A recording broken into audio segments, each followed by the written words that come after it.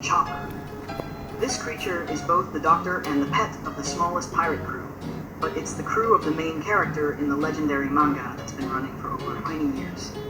I'm super into the character Trafalgar Law, Surgeon of Death with a really interesting power. On Punk Hazard Island, specifically in episode 594 at 1515, Chopper got injured and had to ask Law to hang him on his sword to carry him along. And in episode 595 at 2013, when they had to walk through snowy weather, Chopper was wrapped up in a bag. That image was super cute and really popular when it first came out. My girlfriend loves Chopper a lot, so I planned to make her a backpack Chopper. First, I tried searching for a 3D file online, but there weren't any free ones, so I had to make it myself. I found some reference images online and combined them with details from the game One Piece Warrior 4. After getting the 3D design, I had to split it into parts, because if I made it in one solid block, there would be many areas where I couldn't get the knife in. After splitting, I had to layer it to turn the 3D model into a 2D drawing. Once I had the drawings, I printed them out and traced them onto Formex. This time, since the product size is much smaller than usual, I used 3mm Formex instead of the usual 5mm. I wasn't sure if I could create detailed results at such a small size. Just look at this drawing. Probably no one but me can understand how to use it. Cutting 3mm layers is simpler. Fewer knife passes are needed to fully cut out each piece. Still, this step isn't fast at all. Usually I fast forward this part so you can just see the process. But this is the real speed. Slow, right? Really slow, since I usually speed it up 1,000 times. After cutting over 60 layers, it's time to glue them together and start carving. I apply glue in a spiral pattern from outside to inside. No need to cover the entire surface.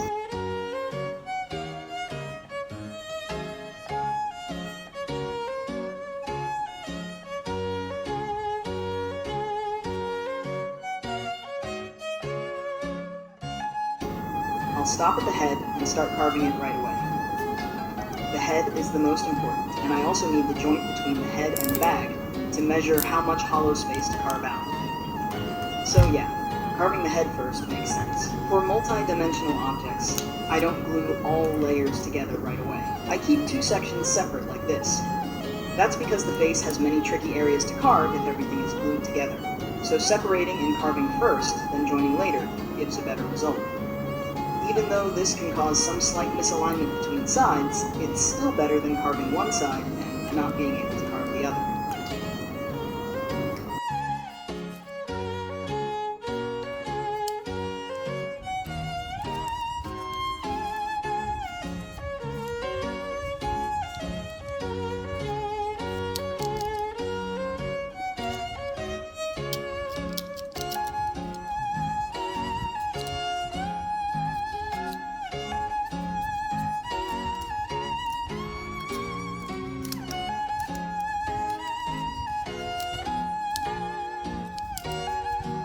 The face details are always the hardest. Luckily, I already made a 3D file to split the character into layers, so carving the face is much easier.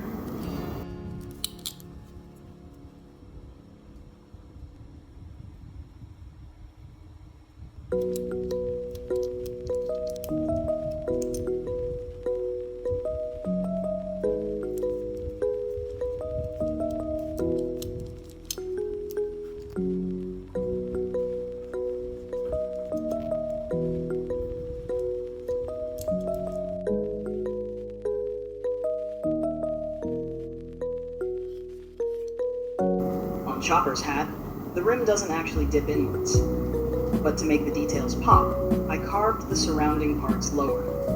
If I succeed this time, I'll try to make an even smaller version. This one is 10 centimeters wide. Next time I'll shrink it down.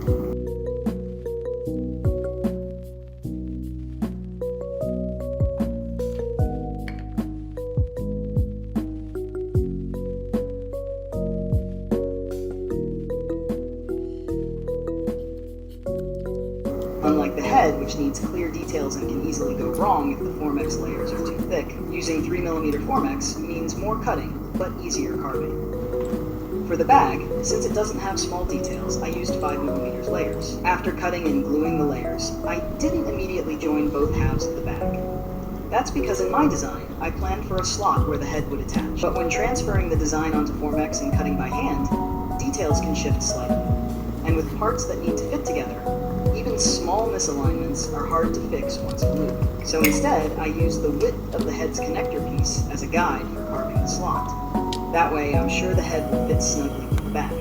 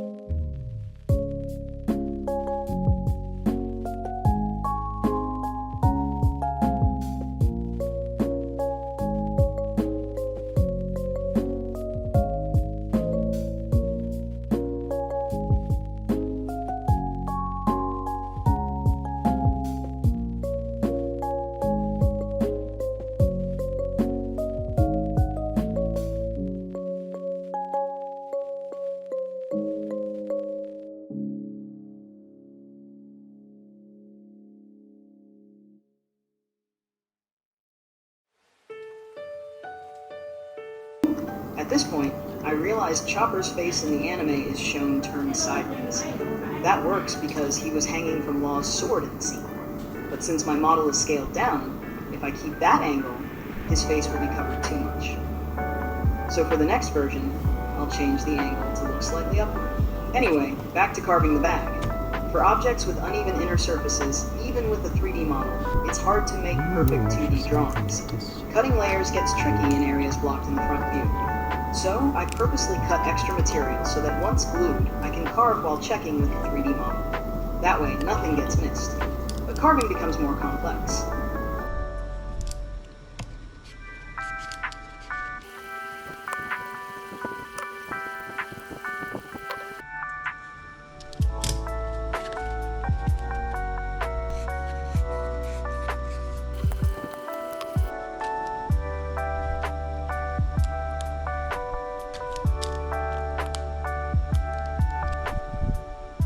Moving on to the horns, the process is the same. Trace, cut, glue, carve. But this time I missed 2 outer layers when making the 2D drawings. So before carving, I had to compare directly with the 3D file to avoid mistakes. Luckily, the horns don't have tiny details, so not as risky as the face.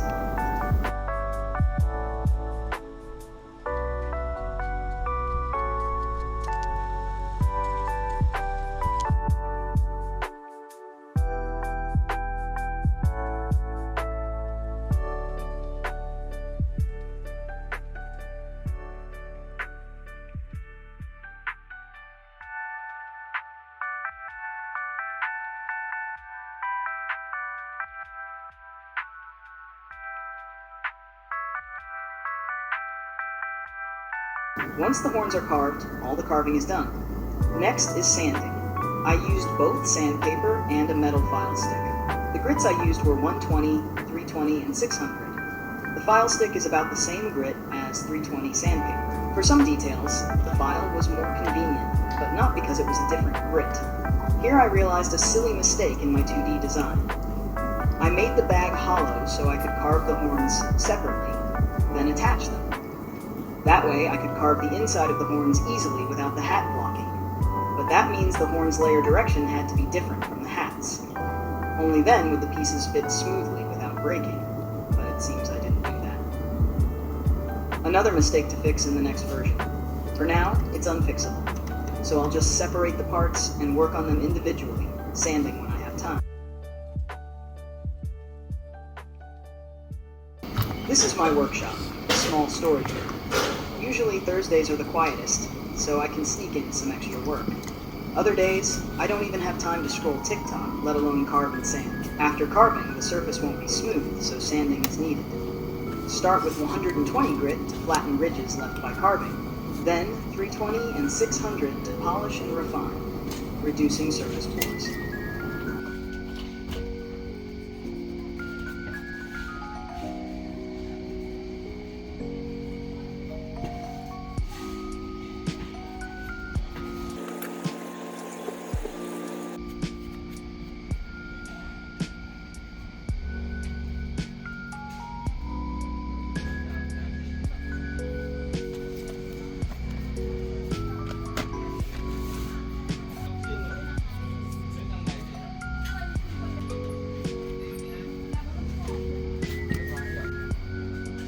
After sanding, I'll need to fill pores with Mastic's putty. When you buy Mastics, it's usually a thick liquid, but I left mine exposed to air too long so it thickened. Scraping it out of the jar is annoying and it needs thinner to dilute. Don't be like me. Don't leave Mastics exposed too long.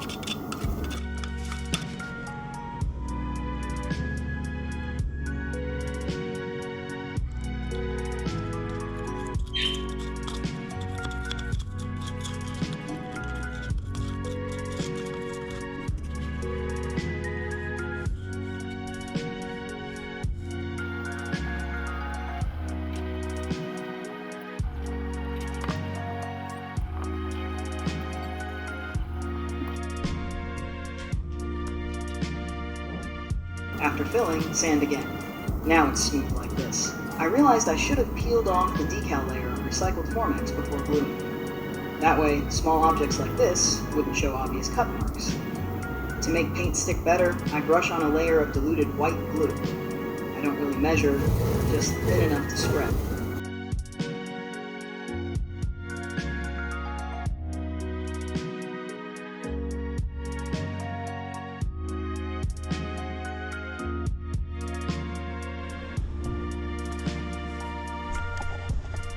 For painting, I didn't add shading or blending. It's anime style, so I kept it flat in the look. Added some outline details to make the face more expressive. Hey?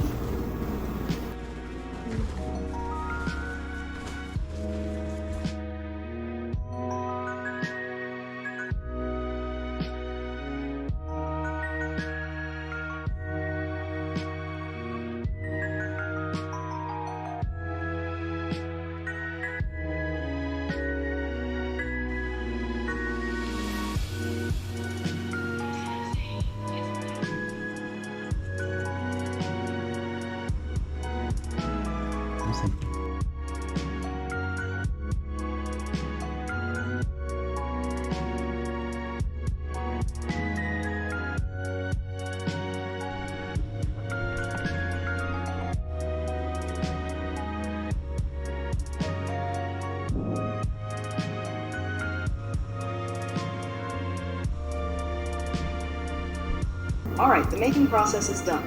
The stringing step for hanging will be shown in the smaller version video. This video is already long, so I'll stop here. Thanks so much for watching until the end. If you enjoyed this and want to order something, check the info in the description. And if you don't have money, just like and subscribe to support me. See you in the next videos.